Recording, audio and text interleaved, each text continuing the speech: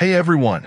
Today, we'll show you how to sync WooCommerce custom fields using Order Sync with Google Sheets. Unlock the power of WooCommerce custom fields to add extra details to your orders. So let's dive in.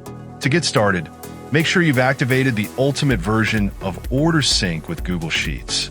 Once the plugin is set, you can add a custom field to your order. First, find the order where you want to add custom fields.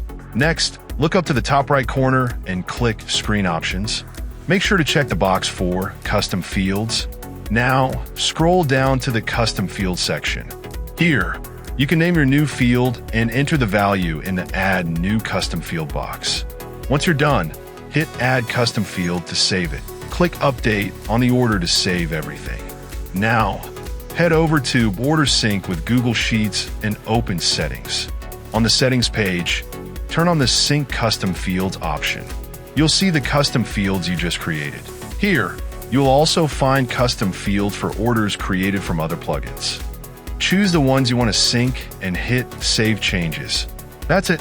Your custom fields will now sync bidirectionally between WooCommerce and Google Sheets.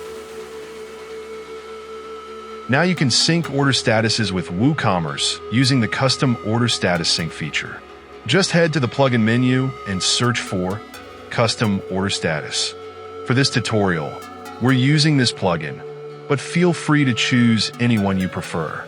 Go to the WooCommerce section, click on Order Status and hit Add New. Name your custom order status and adjust the settings to fit your needs. Once you're done, hit Publish to save it. Next, go to the Order Sync plugin and click View Order on Google Sheets. You'll see the custom order status you just created all synced up. And that's it. Now your custom fields are synced effortlessly. Thanks for watching, and see you in the next one.